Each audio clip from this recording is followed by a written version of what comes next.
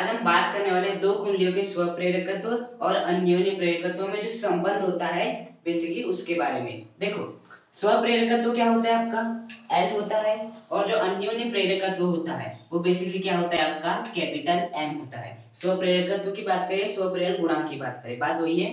अन्योन्य प्रेरकत्व की बात करें, अन्योन्य प्रेरण गुणांक की बात करें, बात वही है। तो बेसिकली हमें इस एल और इस एम में क्या निकालना है, संबंध निकालना है। क्या निकालना है, संबंध निकालना है। काफी इंपॉर्टेंट क्वेश्चन एग्जाम में पूछता है सर। हाँ, तो देखना बेसिकली क्या बोल रहा है वो, दो कुंडलियों की, मतलब कि हमें यहाँ पर दो कुंडली लेनी पड़ेगी। तो इस प्रकार से मैं क्या कर लेता हूँ, दो कुंडली बना लेता हूँ। ये हो गया आपका बैटरी, ये हो गया उसका स्विच, और इस प्रकार से ये हो गया आपकी कुंडली। ये जो कुंडली है वो कैसी है, वृत्ताकार है। कुंडली कैसी है, वृत्ताकार है। इसके बाद हम और एक कुंडली ले लेंगे इस प्रकार से, यहां पर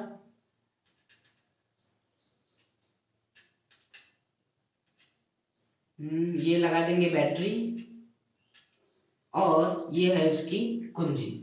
हाँ, तो ये हो गई पहली कुंडली, ये हो गई दूसरी कुंडली। ये भी कुंडली कैसी है, वृत्ताकार ही कुंडली है बेसिकली। अब जैसे मैं क्या करूंगा, इसे बंद करूंगा। जैसे क्या करूंगा, मैं बंद करूंगा, तो यहाँ से किसका प्रवाह होगा, धारा का प्रवाह होगा। और जैसे ही धारा का प्रवाह होगा तो एक चुंबकीय क्षेत्र उत्पन्न होगा। क्या उत्पन्न होगा, चुंबकीय क्षेत्र उत्पन्न करेगा। और वो जो चुंबकीय क्षेत्र है बेसिकली से क्या बनेगा, चुंबकीय क्षेत्र रेखाएं बनेगी। चुंबकीय क्षेत्र रेखाएं बनेगी तो कुंडली में क्या उत्पन्न होगा, एक चुंबकीय फ्लक्स उत्पन्न होगा। क्या उत्पन्न होगा, एक चुंबकीय फ्लक्स उत्पन्न होगा। उसी प्रकार से जैसे मैं यहां से भी स्विच क्या करता हूं, बंद करता हूं, तो ऐसे क्या प्रवाहित होगी, धारा आई प्रवाहित होगी। बेसिकली इसमें से जो धारा प्रवाहित होगी उसे मैं क्या मान लेता हूं, I1, और इसमें से जो धारा प्रवाहित होगी उसे क्या मान लेता हूं, मैं I2 धारा मान लेता हूं। तो जैसे इसमें से धारा प्रवाहित होगी तो क्या उत्पन्न होगा, चुंबकीय क्षेत्र उत्पन्न होगा। और वो जो चुंबकीय क्षेत्र होगा बेसिकली चुंबकीय क्षेत्र रेखा उत्पन्न करेगा। और जो चुंबकीय क्षेत्र रेखा है जब गुजरती है तो क्या उत्पन्न होता है, चुंबकीय फ्लक्स उत्पन्न होता है। तो यहाँ पर भी क्या होगा, चुंबकीय फ्लक्स उत्पन्न होगा दोनों ही स्थितियों में, है ना। तो देखो, यदि हम बात करें केवल पहली कुंडली की, जो कि है, देखो पहली कुंडली में जो फेरों की संख्या है वो मैं कितनी मान लेता हूँ, N1 मान लेता हूँ। दूसरी कुंडली में जो फेरों की संख्या है वो मैं कितनी मान लेता हूँ, N2 मान लेता हूँ। इसका जो क्षेत्रफल है वो A ही है, इसका भी क्षेत्रफल कितना है, A ही है। तो बताओ, यदि क्षेत्रफल समान है तो त्रिज्या भी क्या होगी, अपने आप समान ही होगी। यदि क्षेत्रफल समान है इसका मतलब क्या समान है, त्रिज्या समान है बेसिकली।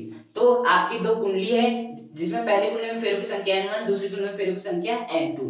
इसमें इसका क्षेत्रफल A है, इसका क्षेत्रफल कैपिटल A है, मतलब त्रिज्या भी क्या होगी, इनकी समान होगी। तब यदि मैं पहली कुंडली के लिए जैसे मैं स्विच को ऑफ करता हूं तो क्या प्रवाहित होगी, धारा प्रवाहित होगी, जिससे एक चुंबकीय क्षेत्र उत्पन्न होगा। उस चुंबकीय क्षेत्र का मान कितना होगा आपका, म्यू नॉट, हमने निकाले थे mu not an I divide by 2r। क्या आता है यहाँ पर, 2r आता है।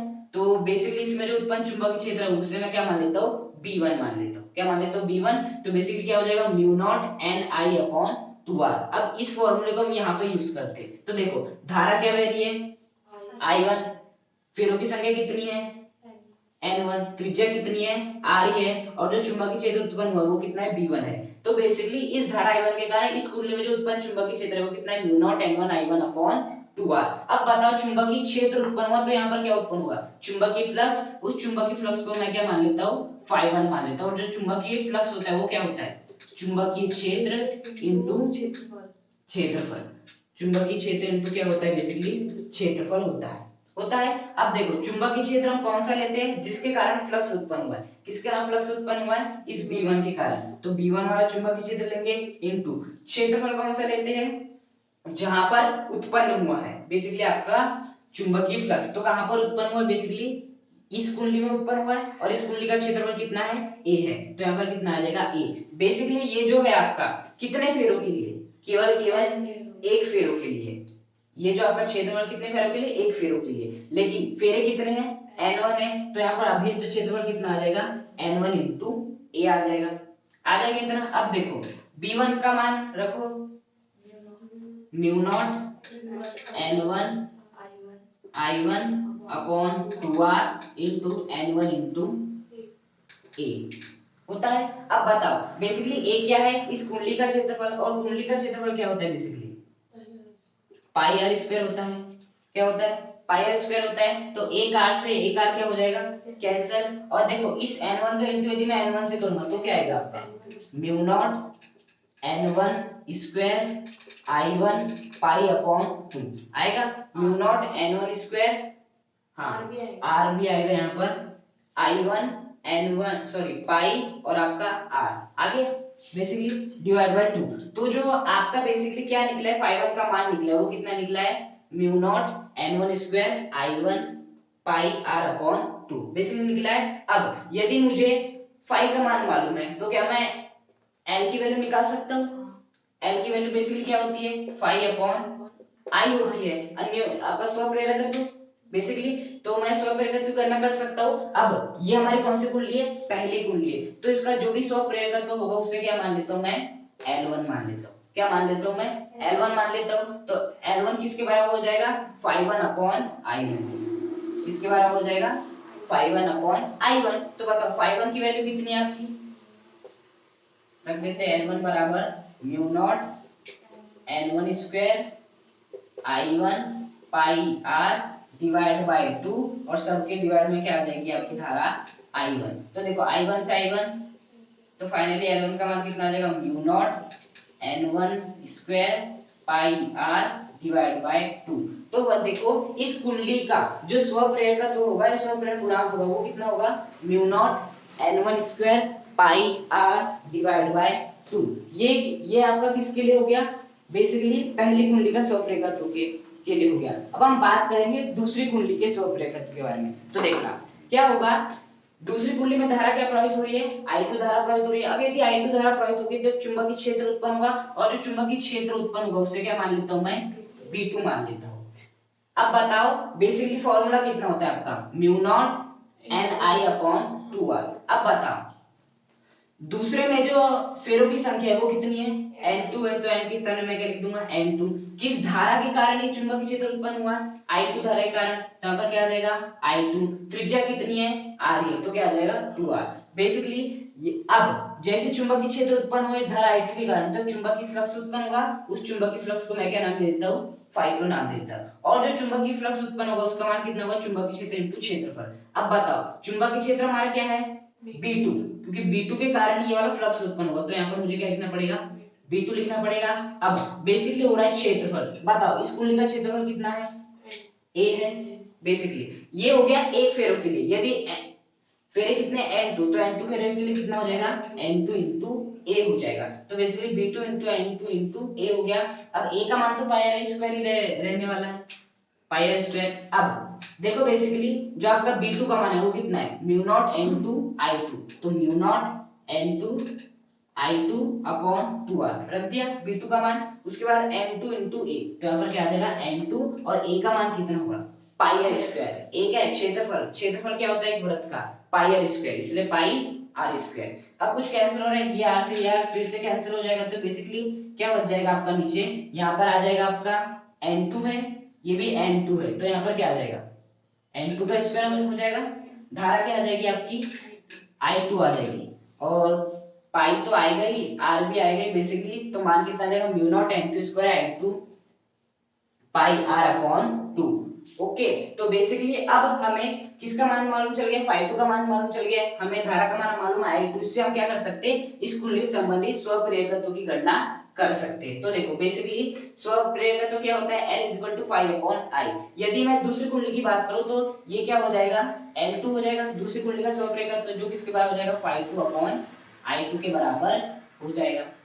हो जाएगा बेसिकली इतना। अब क्या करेंगे हम? बेसिकली देखना अब आपका ये तो देखो L1 का मान हमारे लिए जरूरी है, इसमें मैं क्या कर देता हूँ? इसे मिटा देता हूँ, फिर इसको हम आगे यहाँ पे सॉल्व करते हैं। देखना L2 = क्या हो जाएगा? फाई 2 का मान क्या था बेसिकली हमारा?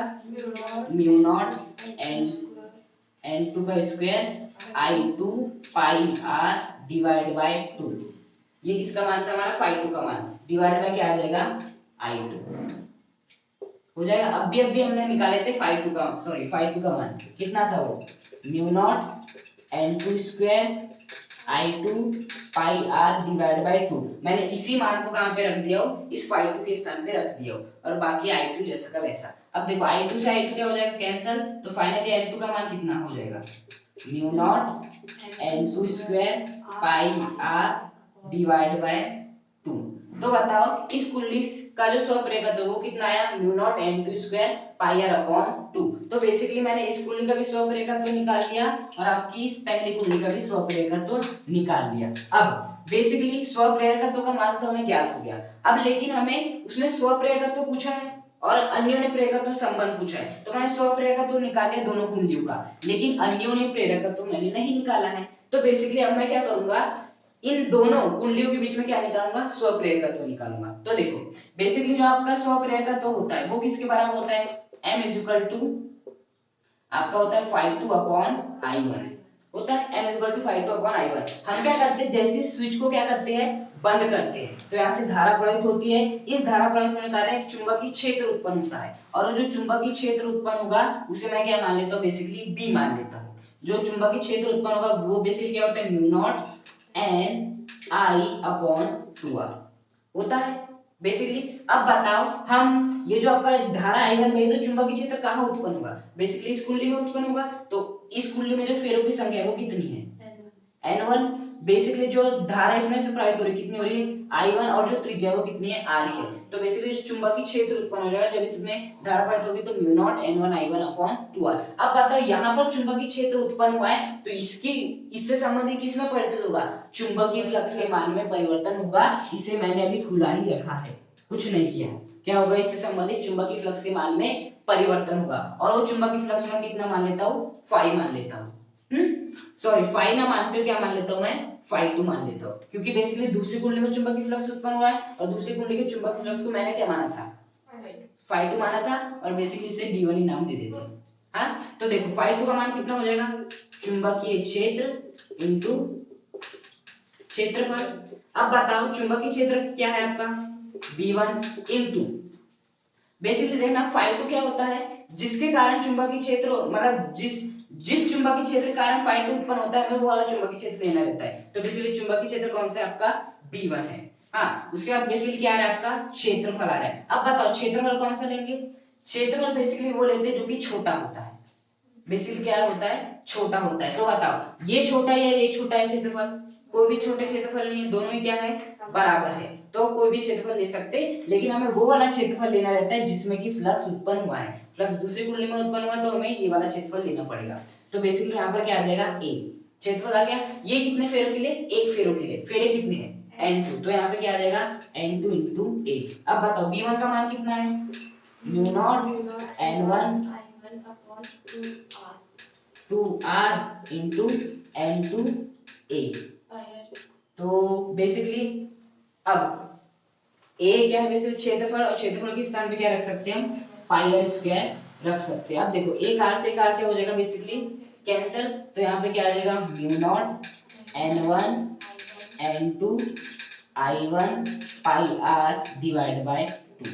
ये बेसिकली किसका मान हो जाएगा, आपके phi2 का मान। तो phi2 का मान कितना आ गया हमारा, mu naught n1 n2 i1 pi r upon 2।